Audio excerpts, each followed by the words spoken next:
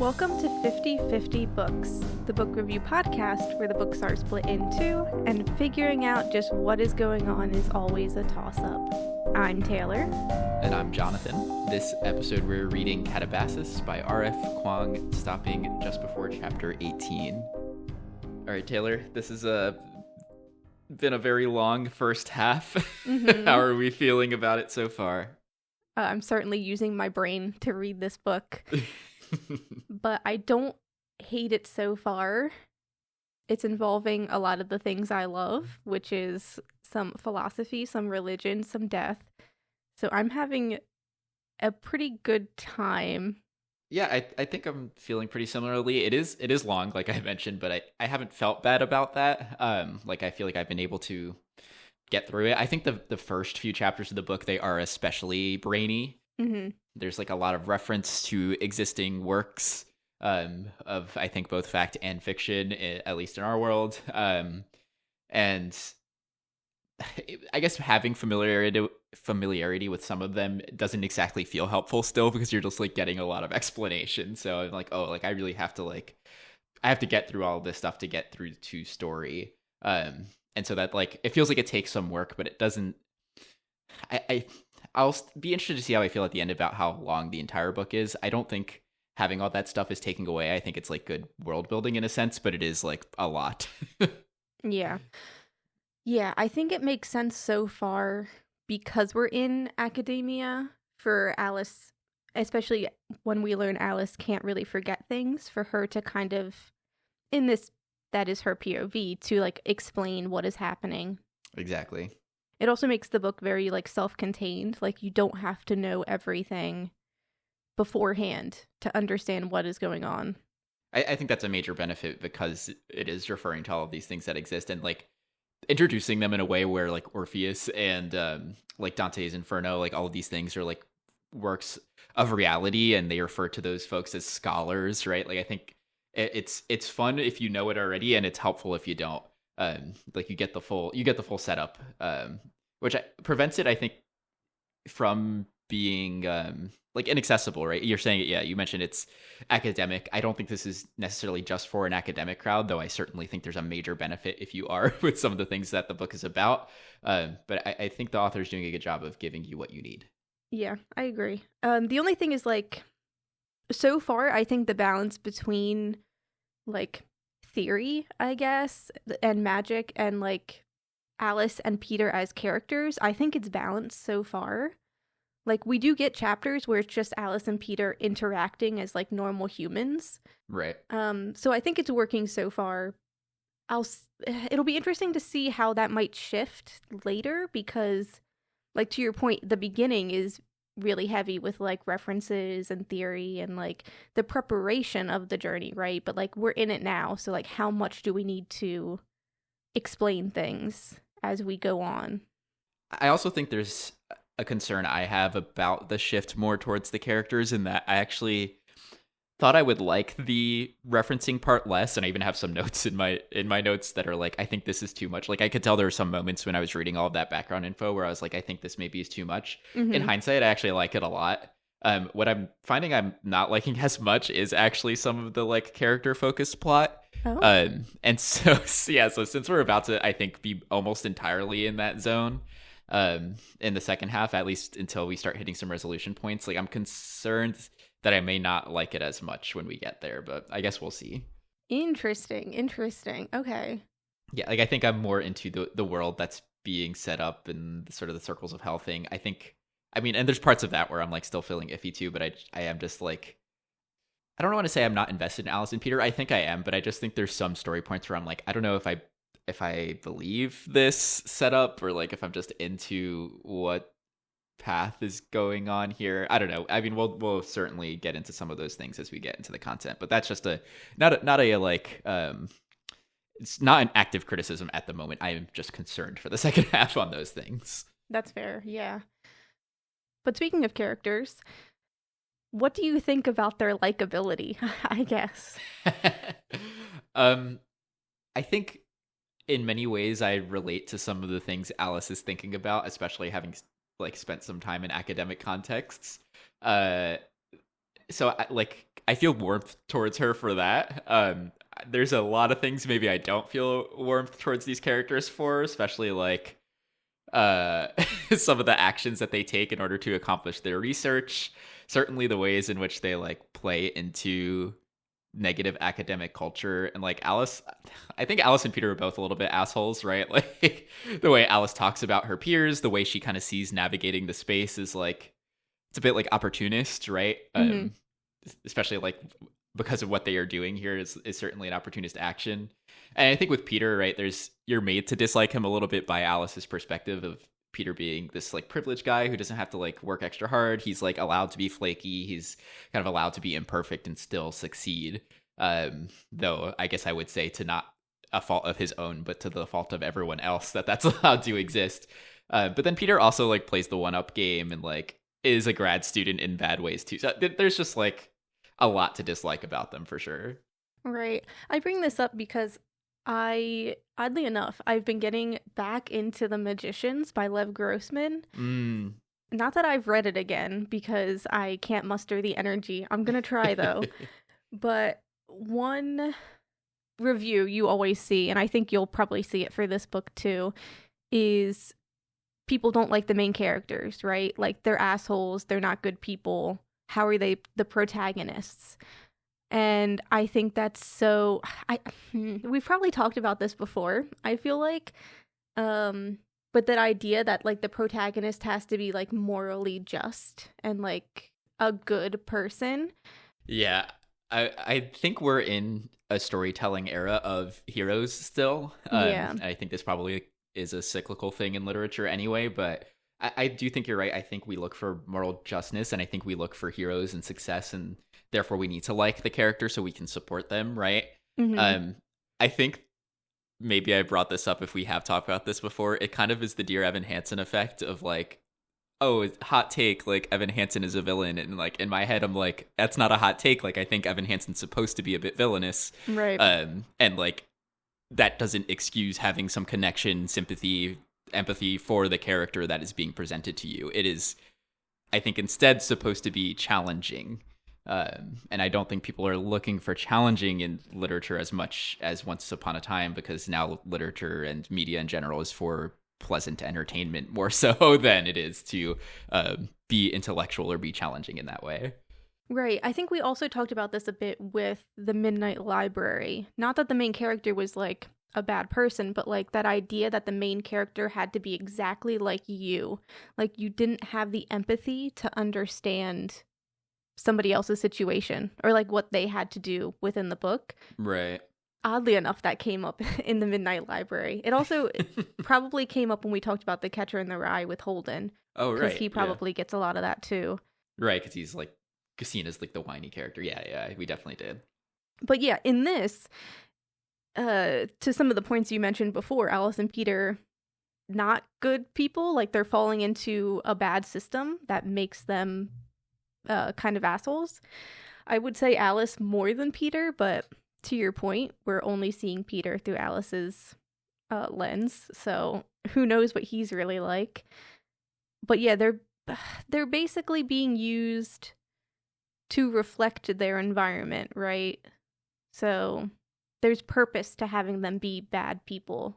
100%. I think there's a lot of cultures like this in professional circles where it's easy to become bad, honestly, because it's like the culture that is set, or because like the distance between you and active bad is large. Like there's just a lot of ways in which people are either coerced or just like made comfortable with the idea of things that if you gave it like a true honest lens outside of the context, you would question more. Mm-hmm. Yeah, to get into specifics about all of it, basically, I feel like this part is mostly going to be us talking about the characters, but this is kind of like a character book more than a plot book, I think. So, which I have some thoughts about, but we'll get there later. Okay. Yeah, so like the main fault, not surprising to anyone, is the misogyny we see, and like the internalized misogyny that Alice is going through, which I think is very interesting. She's kind of hypocritical in this. She says like, you meet another woman and like we're supposed to support each other, but then later she backtracks on that and is like, there's this idea that women have to like stand together and be victims together, and like I don't want to be a part of that. So she's obviously battling with that whole hellscape aspect of academia. She like cites a previous case too where she like meets a woman in her field and kind of flops, right? Like, she, I feel like, is unable to have a normal conversation with this person after a certain point because they like, I think it's that they slighted Grimes's name or something, right? And we kind of see her do it with Elspeth too, right? Pretty much off the bat, she's standoffish and I don't know, thinks a certain way about her, so she's unwilling to connect with her. Yeah. And I think this is interesting for like two reasons. The main one is we have fallen into this faulty logic that minorities have to stand together because they're minorities. And that's just not the case. Like, women will hate women. And like we've seen it in like the queer community way too much for some reason. And then there's like other things that I can't really speak on, but definitely happen in other minority groups. Mm-hmm. And yeah, I think part of like that idea of you need to have a good main character is like we have a female main character, and so she's supposed to be a girl's girl, right? And she's not. She's more of a pick-me who's defending men and slighting women. And so that's obviously going to rub people the wrong way. Yeah. I will say, though, there's one part of it that did actually rub me the wrong way, because I definitely understand writing a main character who is complicated and therefore might be this way, right? Like there's no default behavior that Alice needs to have. However, there is something built into the world that I was like a little raised the eyebrow about, which is the idea that men have better voices for magic than women. Right. Because it comes off at first as like, this is a stupid thought Alice has, and then she's like, but the research supports it. And I don't know if that is like just like, oh, it's the misogyny is built into the research, or we're supposed to accept that the research is making a valid point, and in this world men have better voices for magic, because that's kind of what it came off as. And then I was like, I don't know why we'd write that. Yeah, I think it's the misogyny in the research, right? Because we've seen it in history, right? Like I think it was Thomas Jefferson that wrote like that African Americans have like less capacity, like brain capacity, whatever he wrote. Like, and it was, that's research, right? And that's bullshit. Yeah. And I think in this, because you have so few females in the field, I mean, it's not like anybody's going to write anything else. And it's not like they have credible information in regards to this point they're making, because they belittle other research. Like, we get this image of like hedge witches that are out in the world and have interesting research that even Alice is interested in, but it's not credible, right? So it's not worth anything. And the fact that they call them witches is probably also very misogynistic, right? So yeah, I think that's an aspect of the misogyny of the system more so than like an actuality of magic. Yeah, I'm hoping so. Because it didn't set itself the right way when I finished reading that section. So I'm hoping I just misinterpreted that. Yeah. I can't remember what the second point I had was, but it was probably something along the lines of Alice being selfish, if I had to guess, which probably just feeds into the idea of like, it's not a problem until it's a problem for you specifically, which is like another aspect to these minority issues, I guess, in like a sweeping kind of way. Mm-hmm. I wonder if she has found herself in trouble for this a little bit before, because if she has trouble finding like allyship, I guess, or community with other women, like if she does ever find herself in a point where she needs support, she's not going to have it. Yeah, I that is true. But the interesting paradox, I guess, she's existing in is, which ties in a little bit to what I think will happen to her character at the end, is like, she doesn't want support. Like, she thinks she's better if she can do it on her own. Like, that makes her superior, both in regards to other women and in regards to like mental health and just like being a grad student in general. But it seems like deep down, when she thinks about what she wants to do, it is that companionship that she wants, right? Like, she thinks about when she works with Peter. She thinks about when all of the grad students got together for that one the get together, party, whatever. Yeah, party's maybe not the right word, but yeah, the get together. I think it was supposed to be a party, but they're like all freaks, you know? It made me laugh. I was like, and this is again where I'm like, is the author being kind of shady here? Like, a bunch of academics get together for some end of the semester drinks, and all they can talk about is philosophy. I mean, that feels fitting. I must be honest. I guess. I'm just like, I don't know. I guess maybe the point is they don't have lives to talk about outside of that. So I'm like, you guys don't have anything else to talk about, but maybe not. Yep, I don't think so. And then even with Grimes, it's like she references once like wanting his office, but like really when she thinks about it, she wants to be attached to him, right? Like she doesn't want to be him as much as she wants to be connected to him. So in all of her wants, it is about community. It is about having somebody know you and knowing somebody else. But she's still in this idea of, I guess because of the competition that Grimes has set up for them and because of grad school in general, she thinks she has to do it on her own. And I think she makes the comment of like, if other people succeed, then I've failed. Yeah, I have a lot of thoughts about her interest in her own work and her interest in the community and things like that too, that I think have the potential to change the topic of conversation. But I think Alice has this thing about wanting to find truth that maybe she stole from Grimes, because she goes back and forth on this idea in Desire where she's like, basically I don't find this feeling when I think about my work. But then she goes on to say, you know, I'm not in this for the success. I'm not in this for the accolades. Like, I'm in this for the work. And so she's got some self-contradicting ideas there.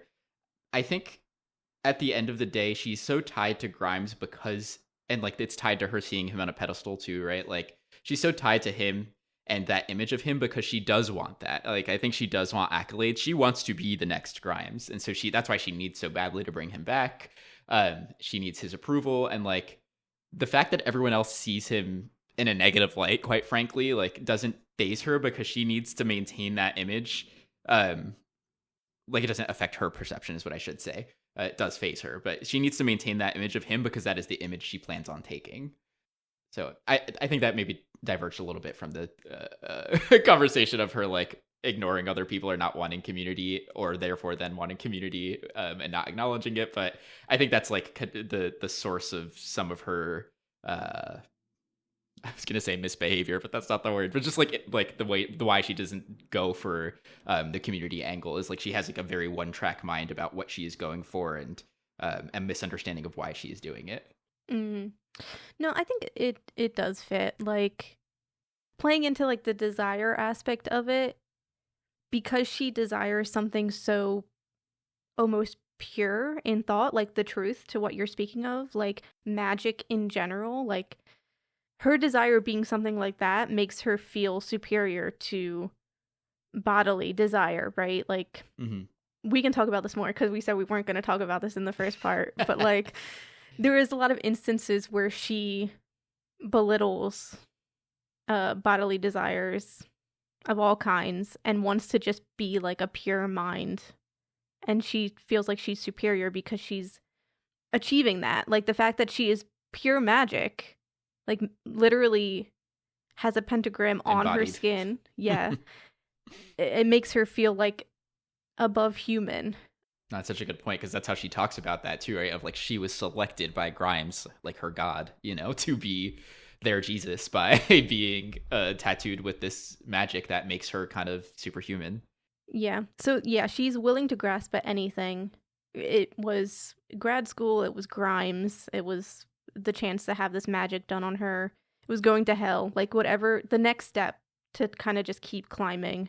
Yeah, she's like wants to be the exceptional kid. Yeah, which is interesting because she has an ex-boyfriend that like thinks she wants to keep reaching for gold stars, and she like rejects that notion. Right. And I think that's kind of true. I don't necessarily think she does want the gold stars, but like Grimes gives this speech about like Magick kind of helping them get on the same playing field as God, something like that. God is mentioned, whatever. Yeah. I think she is trying to reach like enlightenment, I guess, in the religious sense, like being closer to God, being not human, like all of that kind of stuff. I think, and I wonder if this is a reference to this, but that makes me think of that one quote I think it's something like, to learn science is to learn the face of God, or something like that. Let me just look it up real quick. Gosh, no, I can't find it, so I must have too many words wrong, but it's something of that idea of like, the more studying of science you do, like the more you understand like why the universe was created, and therefore if you're religious you might see that as a connection to God. Like I think that is like what this is getting at, is like Alice sees magic as a way to get godliness. Yeah. And anybody else who couldn't, deal with Grimes, like Olivia or Elspeth and like all of them, they're just weak. They're weak-willed. They're beneath her. Mm-hmm. It's kind of a shame, because I don't mind the sentiment of like trying to know something bigger and grander than you. I do mind the sentiment of trying to take it for yourself and like be the one who gets praise for it, which I think is why I believe the gold star thing a little bit. I think it's not specifically gold star she's looking for, because she's totally right. That's not what you get. Like that is not the immediate incentive in academia, but I do think there is a long-term big gold star that she's going for.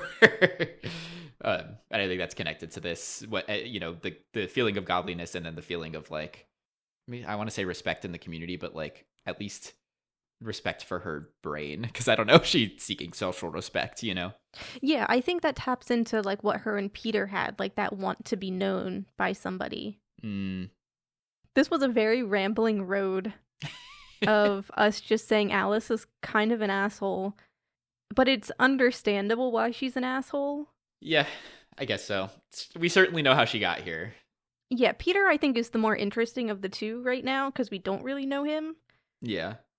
And I think there's kind of a romance trope on Peter right now, in that we don't know him, right? Because it's easy for us to get Alice's lens of why we shouldn't like him, and not a lot of like ground truth on why we should like him. And I think that's just like a normal romance thing, where it's like, no, that guy, for at least like the rivals to lovers type, But then I'm like, does Alice hate him so much that it's causing me to like him? Like, I'm not sure. Yeah, feeling a little oppositional. Yeah. Yeah.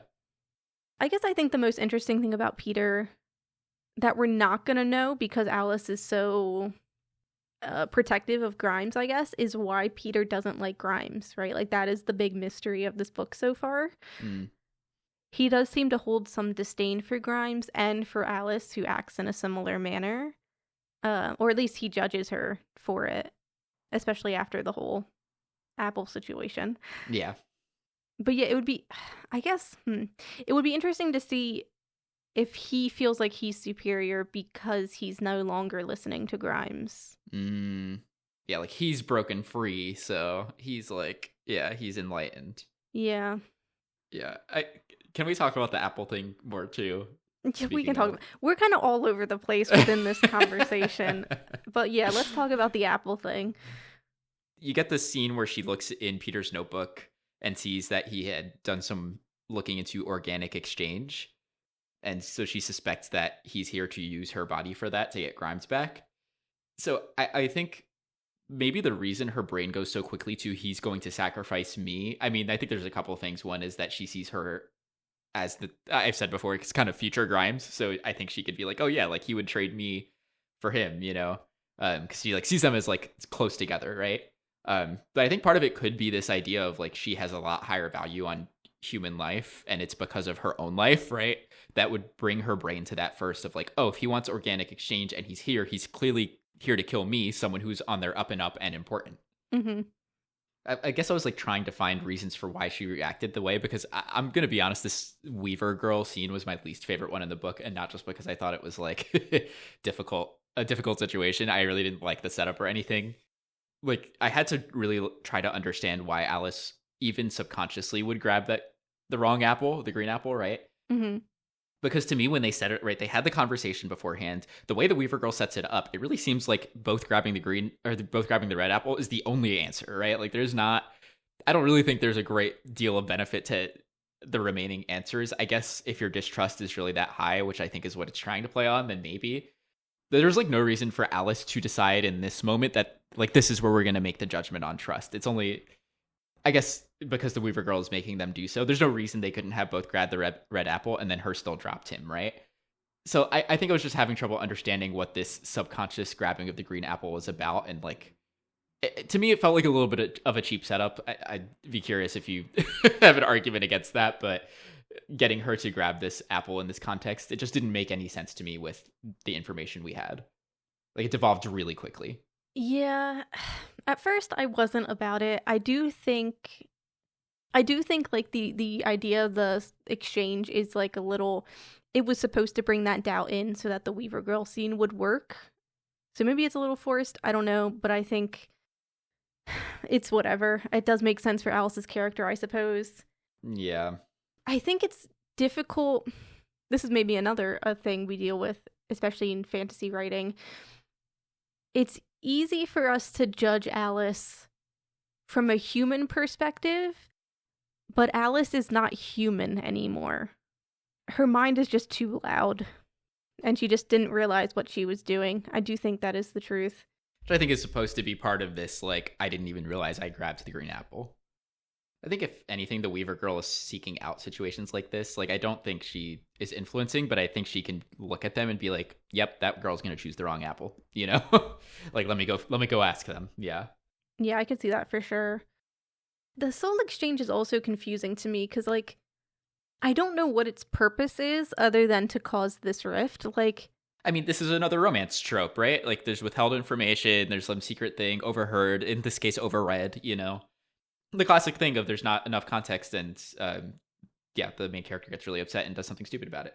Yeah, I'm just confused, like, how are they planning to get Grimes out of here if it wasn't a soul exchange? Like, what is the plan? Yeah, were they going to just go walk out with him? Like, I think the plan is to just appeal to Lord Yama, which I think is a bad plan. I think so too. But also, by that point in the book, they can't use magic. So I don't know why Alice was so worried. Right, because they hadn't figured out the blood thing yet, you're saying? Yeah. Yeah. No, that's a good point. All right. Gosh, Kuang, I might have clocked your tea there. I'm sorry. I'm sorry to say. That's a good point. Yeah, I also think it's possible that when we learn the context of this is not a theory I'd written ahead of time, but I'm thinking of it now. I think it's possible that Peter was just going to give himself up for Grimes. Oh, fascinating. I think if we're to assume there's going to be more romantic escalation in the second half of the book, it could be to the level where he's like, no, like, Alice needs this. So I will give myself so that way Grimes can go back and she can live a successful life. Yeah. Or he maybe thought, like, the note is, we don't know when it was written, but it seems like it had the spell for the soul exchange and then it had Alice's name and question marks, right? Mm-hmm. So it might be possible that Peter just thought Alice was so in love with Grimes that she was going to give up her own soul for him. Well, okay, but soul exchange, you can't cast it yourself, is what it said. But maybe he was trying to figure out a way that you could. Yeah, that's a good point, I guess, because then he wasn't going to go down and do it himself. But yeah, I could see that being the case, right, where he's like, oh, if Alice is going to go try to do this, I should go with her. Right. Because we don't actually 100% know why he's with her, right? Like, he feigned some investment in Grimes, but I don't know if that's real, you know? Mm-hmm. Yeah, we only know that he was researching about the same time that she was. Like, they both had half of the equation here. But we don't know when he started. So it could have been just to go with her. Yeah. But yeah, all that to say, Alice and Peter aren't necessarily good people. But I don't care because they're interesting. That is where we started. Yes, I agree with that. Yeah. Yeah. Well, I guess we're going to swerve this conversation a little bit because we've talked a lot about the characters. There's some story elements I want to talk about a little bit too, especially because I think they're going to inform some thoughts I have for the second half. One of those things is the way reincarnation is talked about in the book. There's, I think, some weird logic about why there's reincarnation in their world that I didn't get behind, of like, oh, like, our lives are so unlikely to be happening, so the only reason they're happening is because we must be like reincarnated beings. This is where I was like, all right, I like the logic in this book, but this one bit is like not sitting right with me. I think, I don't know, it was just a weird, there's not much more I don't have much more to say about it than that. The bigger thing on my mind about the reincarnation, though, is the memory bit, in that they cross their Lethe, and that's like the moment where it seems that they shed their former selves, right? They have no memory of before, and they go on to be a new being, potentially reincarnating, right? I guess I'm confused as to why bother if that's the result. And maybe this is more of a question about this concept, as it has existed before this book. But this idea of like, oh, we're going to like pay penance, but then forget who we were. And that kind of is like, okay, so what's the point? Like, what are we training for exactly? Like, why is this only a reflective exercise, just to then like wipe clean and start again? So I don't know if you have thoughts on that, and thoughts on that in the context of this particular book.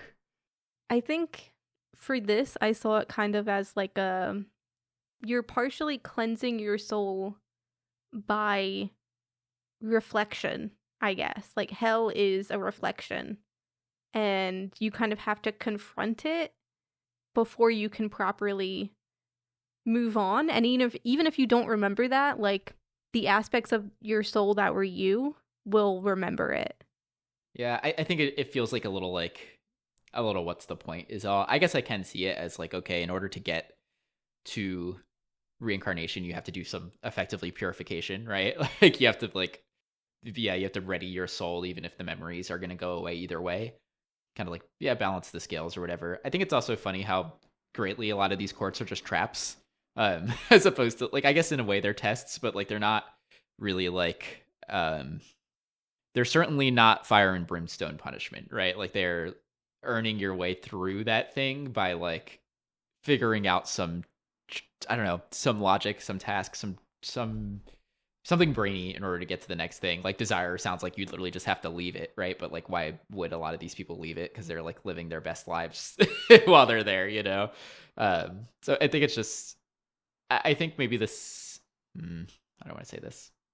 I certainly think this is an interesting setup. I just don't know if it gives me like investment in ideas like Grimes is going to go running towards reincarnation, Yeah, I think magicians are just a special case in general, which we've kind of picked up on with like the undergrads not willing to leave it. And yeah, we have the Kripkes and Elspeth and all these people that should be moving on, but they're not because they can't let it go, which I guess is their own kind of punishment, right? To just kind of be stuck. Yeah, it's like kind of comical for the undergrads to be stuck in the fields of asphodel still. Like, you haven't even made it to the first one. I know, yeah, they're literally like nobodies, which I guess is why they're there. I will say it's hard to know right now, but the circles we've gotten so far with like pride and desire, Alice notes that like the first two are really about the self, like the ways that you are basically cruel to yourself. They're very solitary. And then the next circles are more about the way you inflict that onto other people, right? Like malice and violence and all of those. Mm-hmm. So I don't know if all of them are going to be tasks necessarily. It might just be a case that we've gotten tasks so far because people need to figure out their own shit, Yeah, that makes sense. I kind of took issue with the idea of desire being just affects oneself sin, I suppose. I don't think that's true. I guess it's not. If your desire affects other people, that's not a nature of desire. Maybe that's a nature of you, but I would still think that would need to be paid for in the desire category, I mean, all the circles kind of bleed into each other. Like the fact that desire and gluttony are kind of combined here, but I think when you inflict that desire onto other people, you might then breach into like violence, right? Like sexual violence and things like that. So maybe that's why there's a distinction. Yeah, that's a good point. I don't know. I will say I've read Dante's Inferno, but I literally don't remember really what happened. So what's the point, I feel like I remember later circles though being violent. But this is also like an academic reflection of hell, so maybe it'll be different. Yeah. I guess some other thoughts on the memory and forgetfulness bit, which I lightly mentioned on the reincarnation bit. There's a few other, I guess, features of that show up in the book. I mean, we get Alice and her perpetual memory. We get like chalk as kind of containing its own memory that gives it magical ability. Mm-hmm. I think there's just like a lot of things in this book that they address like what the value of memory is for that. And so I'm tempted to believe that's going to be important for what happens in the second half. And Alice has some concern too about like, oh, I know I'm immune to what happened earlier. Like I didn't lose any memory by like sticking my ankle in the Lethe, but if I were to swim in the Lethe, I don't know if I would still survive that, you know? Mm-hmm. And so I think there's a lot of, I think, seeds being planted about the importance of memory for our main characters. I think it's maybe foreshadowing a great forgetting for at least one character. So at first I kind of thought it would be Alice because it would be a nice misdirect on the immunity. Now that she's kind of acknowledged that that's a possibility, I think it would be less interesting. And so now my theory is that Peter is going to lose his memory. Part of my evidence for this, beyond the fact that he's not immune, they're next to this river that could do that to him, is this idea that he's very flaky in the first half, like previous to the events of the book. He, you know, doesn't show up to events. He doesn't really acknowledge them. He like also randomly stops talking to Alice, right? I wonder if he already has maybe a memory loss issue, or if these are just like alluding to one he's going to get in this book. Because it would make sense, I guess, in the angle that he doesn't really know, if he doesn't really know he's missing events and he's not acknowledging them and he like makes appointments but then doesn't remember them later, he's not going to be like, oh, I forgot to go do this thing. He's just not going to remember it at all. Mm-hmm. And so I could see a version of this where he really just does have a memory loss issue, and he's in a place of privilege enough that it never is enough of a problem for him to actually find out that it's a problem. I see. I think the, you know, counterpoint is probably he's a researcher. So that would make his job really hard and he would probably not be super successful. But you do see like he doesn't show up to academic commitments too. So who knows? It would be interesting just to see like what it does to Alice for that to happen, because I'm assuming Peter ends up losing his memories as some like sacrifice play. Yeah, I think it would be connected with like, it could be connected with the organic exchange thing if that's what happens, right? Like if he gives himself for Grimes. Crazy. I would rate this book 1 star if that happens. I cannot believe it. But instead of like a woman dying to impact a man's character, which we see a lot in fiction, it could be something of like Peter basically dying of like his self, with his memories being lost, and like what that does to Alice's character. We could be doing something like that. It's certainly a dark possibility, but I just want to believe that there's some value to all this talk of memory. There definitely should be. I think this actually, oddly enough, could connect to something I wanted to talk about in regards to like the theme of this book and Alice's arc. Because you mentioned her like stepping into the Lethe, and there's like a point of this in which they have to give up like half their life to get to the underworld. And it to me at least, kind of mimics the prophecy Achilles has in the Iliad, which is he can either go to Troy and fight and he'll die, like he won't get to live a long life, he'll die in battle, but he'll have like eternal glory, right? Or he can live a long life as like a nobody, but he'll live, right? Right. And obviously he dies in battle and he gets eternal glory. But it's interesting because Alice and Peter give up a long life for the sake of glory. Even if that's not necessarily what they're going to call it, it kind of is that at the end of the day. Yeah. But in the Odyssey, when Odysseus goes to the underworld and he sees Achilles again, Odysseus is like, what's the point of grieving? Like, you have glory. Like, it's amazing. Like, Achilles, what are you doing? And Achilles is like, I would give it all up and I would be a slave on Earth if I could be alive. Like, it wasn't worth it in the end. And I think we're kind of tapping into that a little bit in that, like, they've made this sacrifice for glory, but I think by the end of this book, we have to realize it's not worth it. Yeah. Being alive is, like, more important than anything. And I said this tied into your river bit. I think the fact that Achilles was dunked in, I think it was the river Styx by his mother, except for the ankle. I'm sure everybody knows the Achilles heel, whatever. And Alice kind of mimics that by only partially being dunked into the lethe, and like the effects of that, and or I guess the fact that she wasn't affected by that could show like maybe she does end up losing her memory. Like maybe she has to make some kind of choice, like some kind of sacrifice, and she ends up having to give up glory for the sake of living, for the sake of like Peter or like love or whatever, right? Interesting. I kind of like that connection point with the heel. The fact that it's Alice and Peter and we literally have Achilles and Patroclus. I know. That's a great point, honestly. Am I making connections here? I think so. I mean, might mean Peter's getting left behind. I mean, poor Peter, but no, that's good. That's good theory making, honestly. I think maybe connected to that too with this idea of like valuing life. I do have a theory about them coming across Grimes eventually. 'Cause I guess my theory is that they're not going to bring him back. And to be more specific, I think they're not going to bring him back because he's not going to want to. I think there's a possibility he's going to find something down here that really like tickles his fancy that he's not going to leave for. Alice has this dream about seeing Grimes and him leading her to the Library of Alexandra, and there's also a weird stabbing a horse bit. But primarily with that scene, I was thinking, oh, is this foreshadowing like Grimes is going to like have access to knowledge or discovery or truth or whatever down here that he doesn't have in the living world, and that's going to cause him to stay behind. So that's kind of part A, and then part B of that same theory is that he's going to convince them that they need to go back. Like he's going to be like, oh no, it was very stupid for you to come and try to get me. Because he doesn't want them to find out the truth, or because he's being kind to them?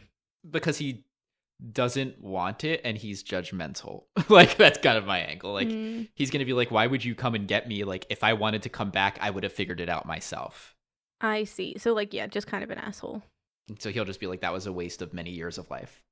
I think I agree with the Grimes not coming back. I also think it's just not done. Like Orpheus and Eurydice, like that is the blueprint, right? Like you don't bring somebody back to life. Yeah, I'm feeling conflicted about some of these, right? Because I'm like, okay, in one version of my theories, I'm like, no, Peter's not going to come back. In another version, I'm like, Grimes is going to tell him to go back. I guess those could both happen, right? Like he'd be like, no, go away, I'm staying, and then Peter could still not make it back. But it does make a lot of sense for Grimes to be the one who doesn't come back, because he will be a shade. Yeah, I think Grimes for sure probably won't come back. I think the Peter thing, or the Alice thing, depending on where we're going with here. I mean, we have more deities we could meet throughout this journey, and then also we have to deal with the magicians, right? Like, so we have Elspeth, who we're about to like stab in the back for no reason. I know. And we have the Kripkes, who are like killing magicians and like taking their blood. So regardless of what Grimes decides to do, I think we have like actual villains in this book. True, yeah. I haven't really put much thought into what I think is going to happen with the Kripkes other than a confrontation of some sort, you know? Yeah. Yeah. Oh, I guess the only thing to note, though, about the confrontation point, though, is we've learned if they die in hell, they will just die. Like, soul gone, eviscerated. Yeah, they're not going to, like, reappear where they just died in a shade form, like they're donezo. I mean, and that lines up, too, with, like, well, I guess not lines up, but it's the same thing that is happening, I guess, to other magicians, right? Like, it sounds like other people are coming down, and that Kripkes are just obliterating them. Yeah, yeah. So the Lethe might be, like, the only place they can go if they're trying to, like, save their life. So that way they still have a soul, you mean? Yeah, so it'll be a choice between their soul, like, living, or their memory, right? So, yeah, I guess that lines up. So if it's not... I guess part of what we need to figure out is if it's going to be the organic exchange thing is going to be important at all. I could very much see that being explained away whenever Peter decides to explain what that was about, and it's just like ceasing relevance. And if that is the case, then I could very much see any of my other theories about Peter like not making it or losing his memory being a result of whatever happens with the Kripkes. Yeah. I wonder if you can do a partial exchange, right? Like maybe somebody is dying and so we need to exchange. Like, are we gonna have Alice and Peter become soulmates?